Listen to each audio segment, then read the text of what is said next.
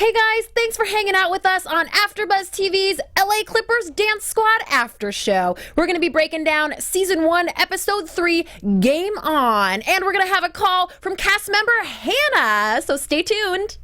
You're tuning into the destination for TV superfan discussion, AfterBuzz TV. And now, let the buzz begin. There it is. It's late, but we are up and we are ready to break it down with you all. Thank you so much for joining us. My name is Christy Olson, and you guys can always hit me up at Christy Reports. Thank you also for coming to join us on YouTube. Please hit that thumbs up button. Leave a little comment. Let us know what you think about the show. I do have the live chat rolling if anybody's still up out there. And I am not alone because, well, I would be probably falling asleep right here on my microphone. Thank you for being here, Megan Stecher. Hey guys, it is Megan. Hopefully we'll have the whole squad back. 2 weeks. We'll have We'll have our man back, and Jill just wasn't feeling well tonight. The voice was going, which I totally sympathize with. I've got mine back today, finally. So everybody get well. Everybody's sick here at AfterBuzz. Everybody's sick at my other job. Like, get well, LA. Get well. And tweet Jill your get well wishes. I believe it's at Stiletto Jill, right?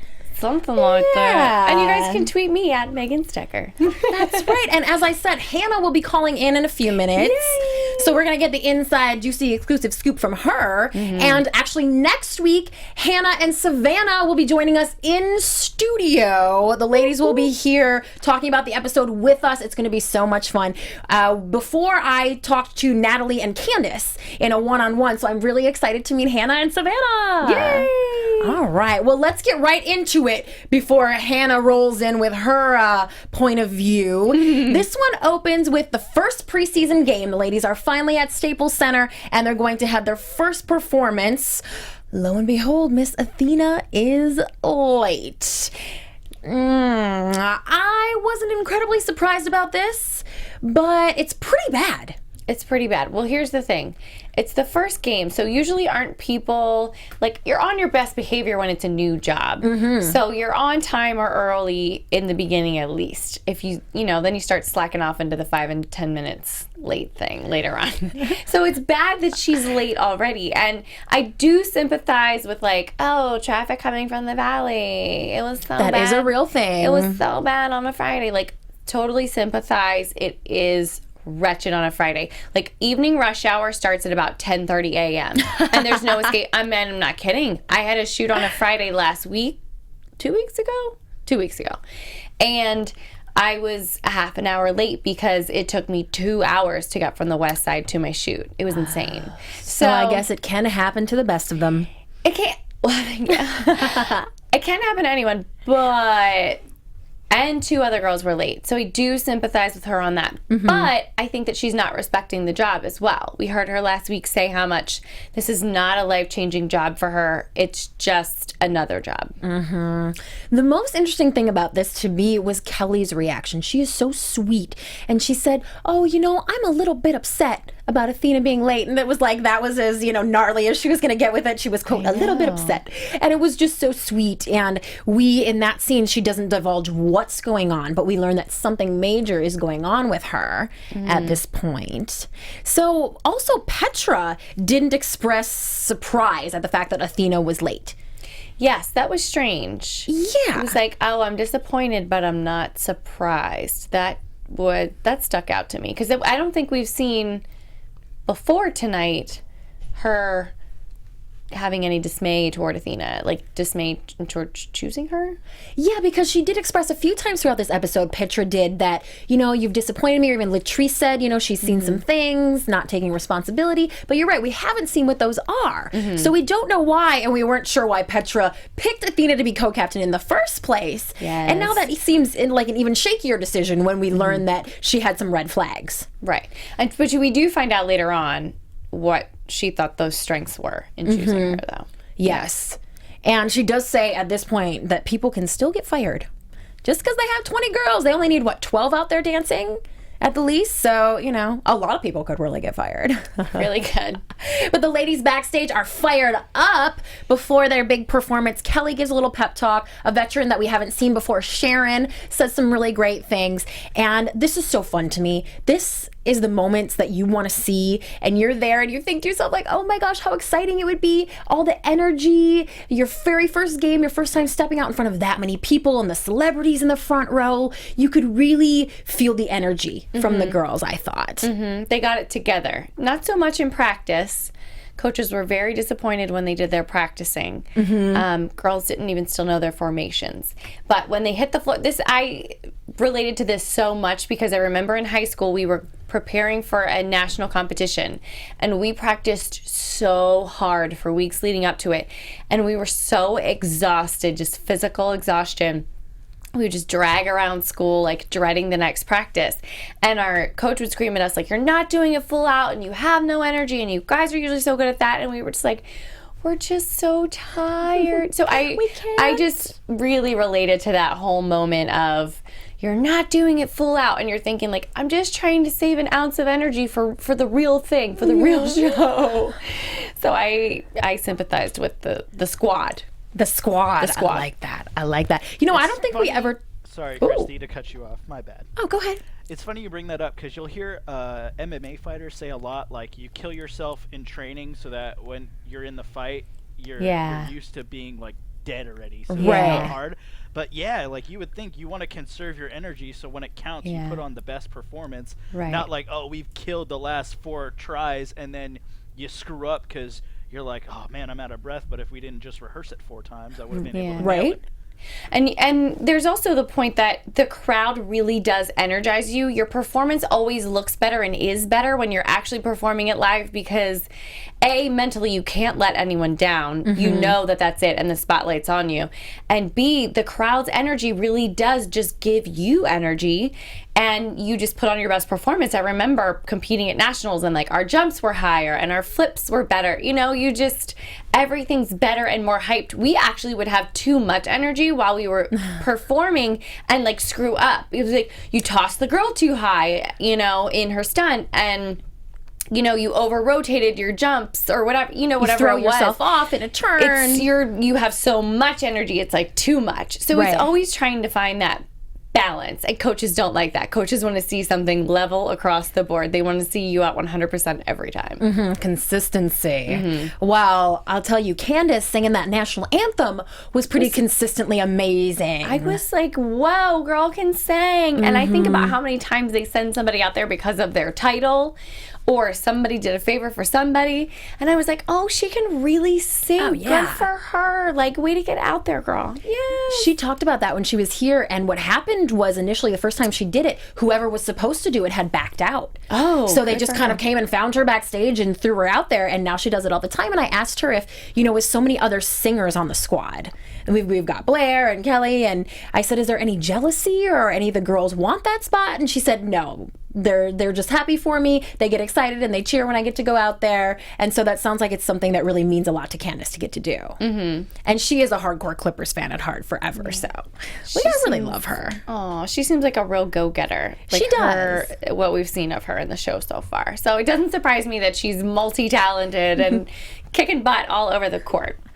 Well, when it's time for the ladies to finally get out there on the court, I noticed that Athena says, I'm ready to kill this, but she looked really nervous. Did you think she looked nervous? Well, it's a giveaway because right after the performance, she did profess to having been nervous. That's true. But yeah, no, she had that like fake nervous smile on. So I think all this mean talk we're hearing from her is her trying to convince herself whenever she's talking badly about someone else or the coach or anytime anyone gives her correction or criticism, there's really nasty talk that comes from her in interviews. And I think it's that her insecurities, she's trying to override them.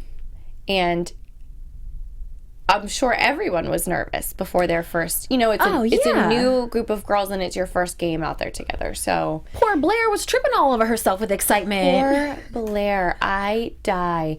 Like at least she got up and flew out there onto the court. Oh, yeah. She was right back up on her feet. It was really in the corner where you couldn't see. It wasn't that big of a deal, but you just think to have that happen right before you go out there had to throw her off a little bit, right? It's like such an embarrassing moment that you'll always remember. At least she didn't have time to sit there and wallow in what happened and think about it. She just had to get out there. Yeah. I remember falling in the cafeteria in high school, and like I just sat there for a second because I actually had smacked my knee so hard on like the cement floor. It was like cement floors covered in like cement tile, basically. And I remember smacking my knee so hard that it was hard to get up. So I sat there for a second thinking about what had just happened, like not being able to get up. And I was like, this is so embarrassing. Like, food flew everywhere. And it's like, at least she didn't have a moment to think about it. She knew she had to just get out there. Yeah, lead the pack. Not let it simmer. So what did you think of the ladies' performance? I really liked the way that they edited it. There were some cool shots in there, and they slowed them down. But at the same time, I needed to see more wide shots just so I could see, are they in sync? How are they really doing? It looked great from what we did see. I thought Savannah really stood out. What did you think? I did too. And I don't know if it's where she was in the formation with and the camera angles. But man, she's such a beautiful girl. And I was like, they don't focus on her too much. I mean, she is a character on the show. But as far as everyone concerned, it's like they don't really focus on her at rehearsals. And it was cool to see her kind of in the middle of things, at least in those shots. But I, like you, wanted to see more wide shots and more of the routine, and kind of feel like, I had been at the game and got to see the routine for myself. Yeah. I did love also the slowed down, slow-mo portions, how they edited it. But like the close-ups of the what do you call that, Jumbotron, it's like, okay, well, it's already close up on the Jumbotron.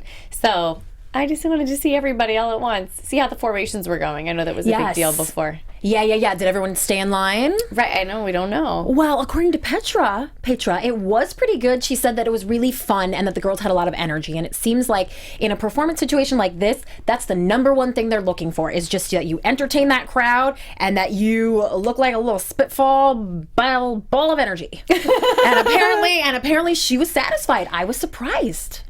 Me too. And it was, a few minutes after they had already performed, and she's like, I have goosebumps. That's how well it went. So I was surprised in a very good way. Yeah, way to go, ladies. Speaking of ladies, we got one on the line.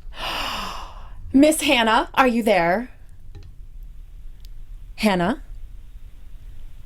Hello? Hello, Hannah.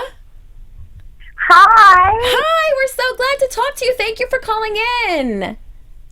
Thank y'all so much for having me. Well, and I know we're going to get you in studio next week. We're looking forward to that as well. Yes, and I promise I will not be crying. Well, we have really loved watching you on these episodes. You kind of wear your heart on your sleeve, and you give us that first-person perspective of all the excitement and really the fun and the experience. So tell us about that first performance that we saw tonight at that preseason game. What was that whole day like for you?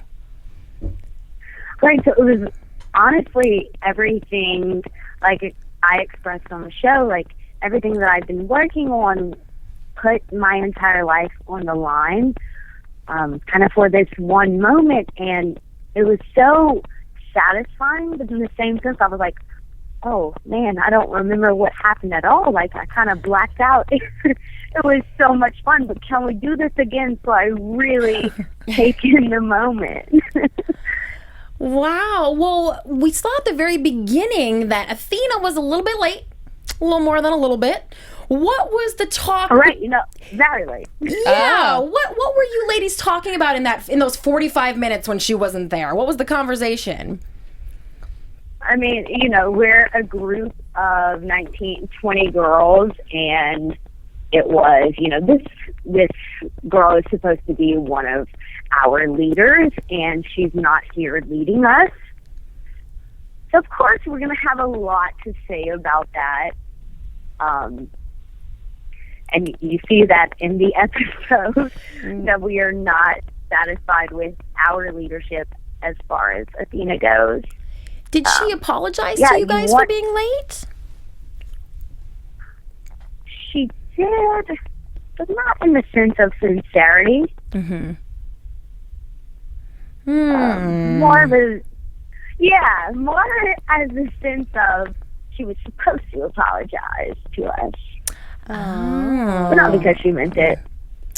Oh, well, take us really through that first dance when you're out there. As you were getting off the court, did you feel like it went well? Were you happy, excited, or is this one of those moments that you say, like, you can't even remember because it was so overwhelming? So this was my first moment of really being a entertainer in the Staples Center, because this was my first time presenting myself as a part of Clipper Spirit, and being that moment, you know, as an entertainer, it was incredible. And it's hard to describe because, you know, I can't take you to that moment, but it's like a sense overcomes you. And, you know, it's awesome to be not just experiencing that as one person, but as an individual and as a team.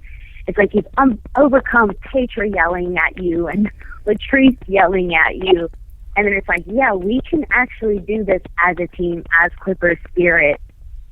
It's like, okay, we've got victory, and we can do the next routine if we can do this. Oh. It was incredible. Yeah, it was a really great moment in my life. Well, we loved it. And how cool that you get to watch it on national television with like millions of other people, right? Are you getting used to that? Yeah. No, it's so weird. So we've actually been watching all of our episodes as a team. So I've had to step out. I'm stepping out of the room right now. Oh. But yeah, we've watched it as a team every episode, 3 episodes deep. We've all made plans to watch it together. So there really is a sisterhood. Oh, are you watching at your apartment that you shared with the other 2 girls this season, or are you guys elsewhere right now? So we were at Kelly's boyfriend's place tonight. Okay. Oh, very nice. It's kind of all different every night. We're just getting a little, you know, a little change of atmosphere every night. Well, do you ladies still live at the Floss Nest? Yeah. So we stay in close quarters together, and we don't escape each other, but it's almost like a family because we get annoyed with each other, but then we're like, okay, you know, I really love you so much, so let's work through this. Like, I love Blair, love Savannah. Yeah, they're great girls. It couldn't have worked out any better. Well, that's great to hear. And you guys are still shooting for the rest of the season, is that right? Or have you wrapped now? So we're kind of shooting here and there. We're kind of coming towards the end of our season. We shot a little bit last week, and we're kind of coming to wrap. So hopefully we wrap and then shoot our second season if God permits. Oh, yes, we heard that's talk of that already. But you had a really great storyline tonight with Savannah. We see you guys at Cabo Cantina hanging out, and you explain this past life that you had before moving to LA, where you were a cheerleader and a server, and you had a long-term relationship. What was it like for you to leave all that behind? What made you want to leave all that behind? Right, so like I've talked about with Savannah, it was leaving this sense of a comfortable life. I was in college and pursuing a degree, and I had a guy that I thought I was going to marry, and that was going to be it. And there was always a sense of something lacking, like a void, because I knew that there was more than life in Louisiana. And before I graduated, I thought, you know, it's now or never. I'm either going to get this degree or I'm going to pursue my dreams, my passions. So I left my senior year of college and I tried out for Clippers and made the team, and now I'm here. And wow. I've given up a life of comfort, a life of, you know, with a husband and starting a family, and it's been a wild journey. Oh. Well, do you feel settled in LA? Are you going to stay?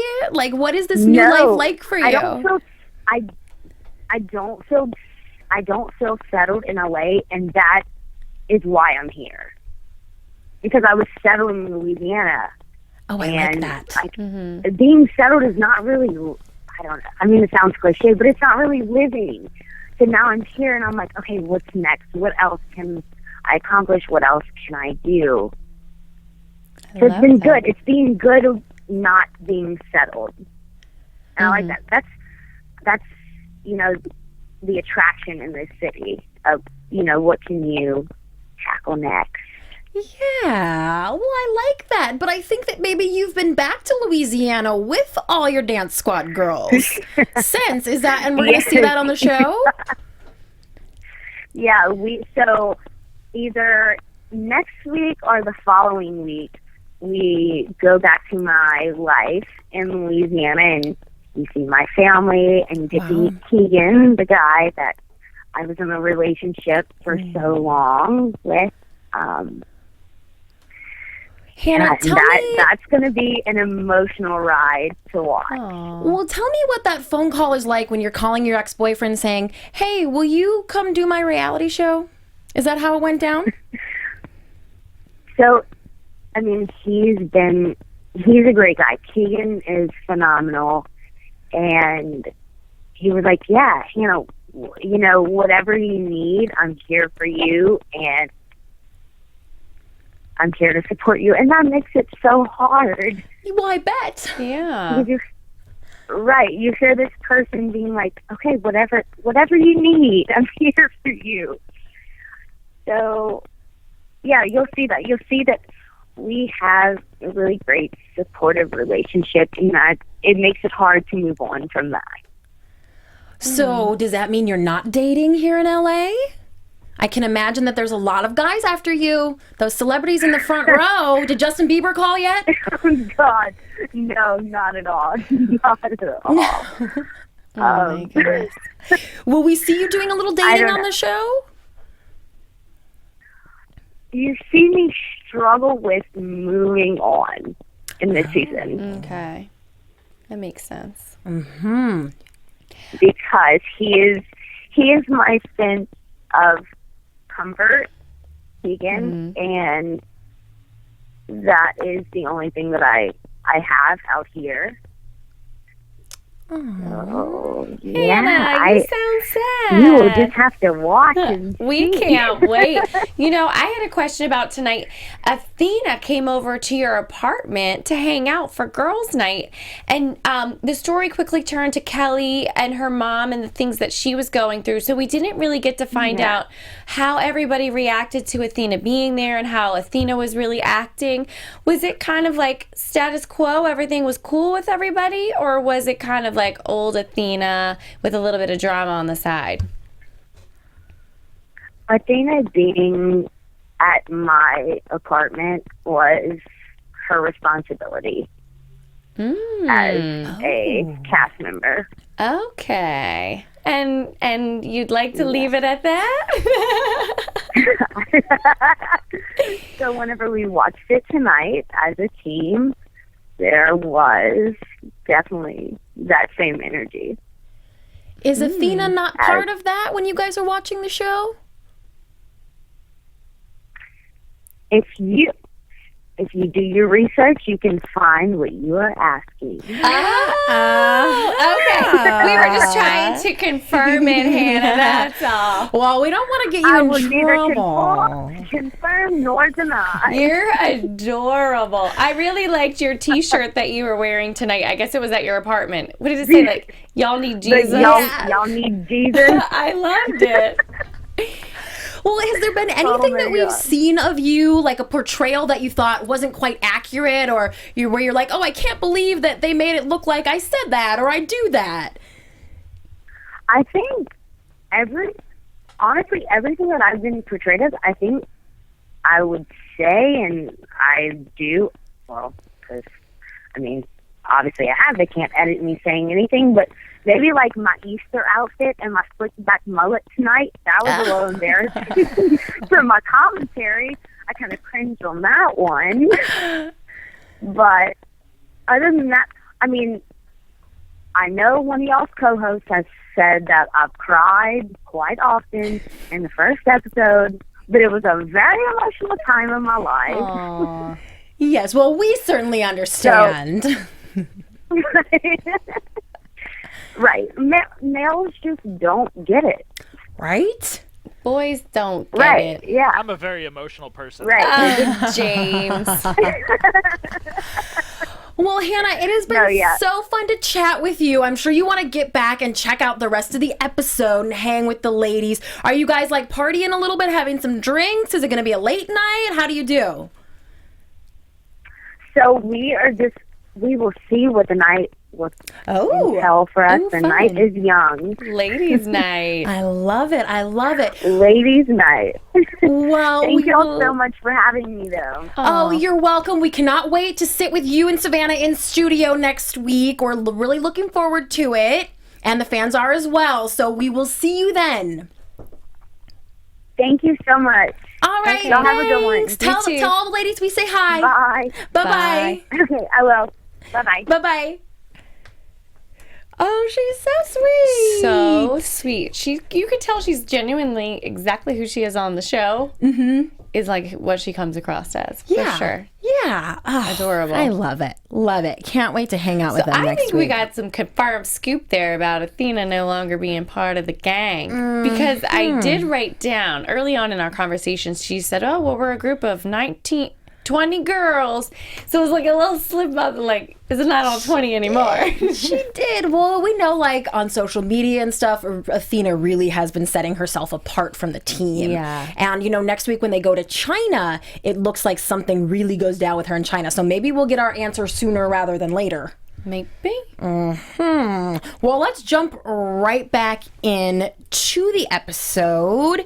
At one point, Athena is talking to Coach Latrice. And Latrice is really warning her. And she's saying, Petra is a little disappointed. And I hated Athena's reaction to all this. She said, oh, I kind of feel like you're treating me like a high schooler. And my initial reaction to that was, maybe it's because you're acting like a high schooler. It was weird because she got nervous and cursed and they bleeped it. And then she starts stuttering and getting like, oh, and like nervous that she has to be in charge of practice. And then she starts with the whole like, I feel like I'm being treated like high school, and it was weird. She was like, she didn't want the responsibility of being the co-captain when all they were asking her to do was show up tomorrow and be the co-captain. It was weird. Right. Yeah, she was so nervous about that. And then there's this death drop. They bring in a guest choreographer. I love this move. I've never tried it. I need to go home and do that right now. I've seen it on Dance Mobs. I've seen all the little girls do it. Do you think you can do a death drop? I don't think I think I would pull an Athena. Like I would pull the quad if I tried to do it out without stretching or anything. But I thought it looked like not that hard. Like back in my day, couple of tries and I would have gotten it. Right? We totally could have. It's just learning how to properly fall. It's not you can't be scared to fall and hurt yourself because that's when you're going to arch the wrong way and like pull an Athena. Well, yeah, and her again, kind of a little bit of a nasty comment in the interview is like, well, I'm not going to blow my knee out for one job, one move, one dance. It was like, this is your job. That's the choreographed move. Your job is to do the choreographed moves, not for you to judge whether you should be doing them or not. It's just a really icky attitude from her. And it's like, that's what any sport is about, is doing something until you get it right, working on your game. You know what I mean? And it's like, just because you didn't get the move the first time you tried it doesn't mean you don't get up and try it 99 more times. Exactly. That's her job. That's right. And she chats with Waleska a little bit about she's afraid that the vets are going to take over when she's trying to do the practice and stuff. And it's like, if you go in with a leadership quality shining, the ladies are going to look at you and respect you, and it doesn't really matter how you feel about someone personally to have them in a leadership position. Like, you can love your boss, you can hate your boss, they can be your best friend. It doesn't really make that much of a difference. Right. I agree. And as we talked about a little bit with Hannah, when the ladies are all at the floss nest hanging out, we learn that Kelly's mom is actually very, very ill. She's in a coma. And gosh, Kelly is just so sweet too. And she's telling about the last text between her and her mom was that I love you. And one thing that stood out to me during this is that Kelly said, as she's crying in her interview, she said, I just feel so weak. But juxtaposed with that, the girls are saying, gosh, she's so strong. Savannah said, Kelly is so strong. And it was just interesting that, you know, she may feel like she's falling apart on the inside, but they're really giving her props for holding it together. I mean, she really was. She was still coming to the first game of the season and practices and not revealing what all her family problems were and falling apart at those. And it was crazy. Like, she still seemed strong to me while she was explaining her mom's health situation. I would be a mess, let me tell you. Like, the red eyes, the crying, the not holding it together. The girl is made of iron. Like, she is a strong one. She has this beautiful, like, gentle spirit. I feel like she's such a gentle person, but yet she's the leader of the team, and she's really strong. It's a really beautiful juxtaposition because you don't see that often. No. You see people like Petra, who goes hard on people and is very blunt and not nice about it, you know?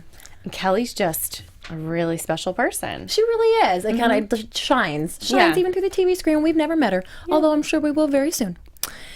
Meanwhile, hey, Kel. Yeah, right. Hey, Savannah and Hannah are at Cabo Cantina. Savannah and Hannah are at Cabo Cantina. Sorry, I gotta do it. Say that 10 times fast. That's funny. And we got excited when we saw Cabo Cantina. We were like, which one is that? We were like, is that Santa Monica? All night long. Is that Venice? Okay. For y'all who don't live in Los Angeles, where else do they have Cabo Cantina? Is it like a nationwide chain or no? Well, there's one on in West Hollywood on Santa Monica, and then there's one in Hollywood on Hollywood Boulevard, and then there's one in Santa Monica down. Wait, did I say on the promenade? Yeah. And then you're saying the Venice one is. Oh God, what's that street that the Whaler is on? Washington, maybe? I don't. It's either the way, street if that that's the pier where is on. if that's the one that she works at and she lives downtown, it must take her hours to get to and from work. Oh, maybe they were at one closer to downtown, like Hollywood or WeHo. But it's a very campy place. Yes. You know, caters to the lowbrow. Yeah, and that's okay. Girl loves a 2-for-1. So what time is a 2-for-1 start? I think it's like all night there. That's the idea. It starts it's pretty early. You order a drink and they just give you 2. It's like happy hour. Savannah will just give you 2 tequilas. That's the thing. It's like you don't realize they're going to bring you 2 and you're like, excuse me? And they're like, it's on us. 2-for-1. You're like, I really can't drive. They're like, nope. It's 2-for-1. Leave it sitting there. Maybe the server will take the shot, right? Yes. So anyway, a classy lunch in a classy place. Well, we got to talk about this because Megan and I have both worked extensively in restaurants while we sort of fueled our dreams here in Hollywood. I'm still there, girl. Still there, girl. This was a great conversation because it was so real. Yeah. Like Savannah saying, I need to do this, and this is what people in LA who want to be dancers and actors and movie stars, this is what they do. Yeah. You got to make money somehow.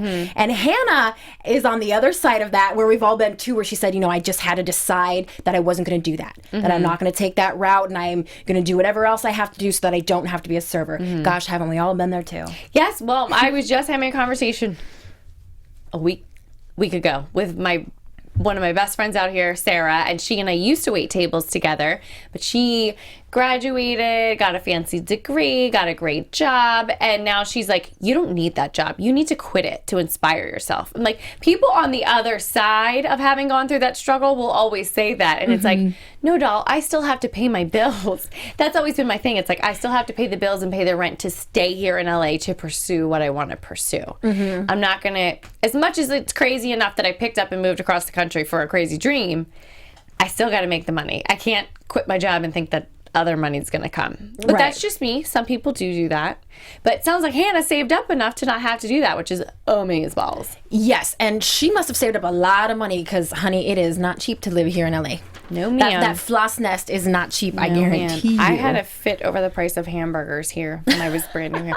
It was funny. We were moving into our apartment and there was a burger place nearby, and I have since found out it's like a tourist trap and just really overpriced. But we spent like $30 on 2 cheeseburgers and fries, and I was like having a heart attack. I was like, we're so broke. What the hell? We're not going to be able to do this. Yeah. I remember not believing that you had to pay for parking. Is what it was. Oh, I'm fine with that. I'm an East Coaster, so I find parking here to be laughable. And I have friends that are like, I can't parallel park, I always valet. I'm like, girl, get it together. Oh, well, let's talk about this photo shoot that went down on tonight's episode. It was really cool. The photos that they got out of it were great. And I really couldn't believe that Athena struggled with this. She's all about the image. You'd think this would be something that she's done before, that she would have come with a whole bag of tricks.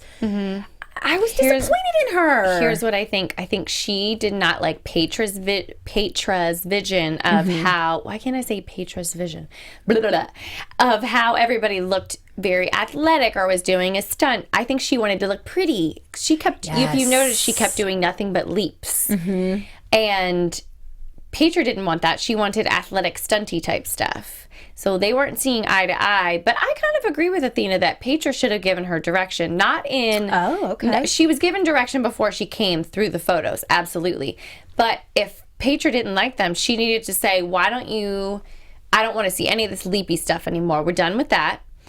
Show me something else. It did annoy me that she kept doing the same thing. It's like, no, we can't see your face. Right. Why did the head have to be thrown back? Yeah, that's what I was wondering too. Just look at the camera. Yeah, girl, try something else. I don't know. I guess it's been a few days since I've done a big old leap like that.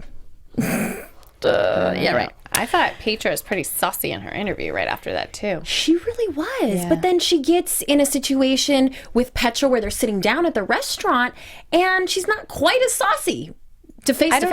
I don't know. I thought she was, Petra. She was a little bit. She's just very blunt. I have a problem with those type of people because I like to still be kind to people, even when I'm trying to make a point.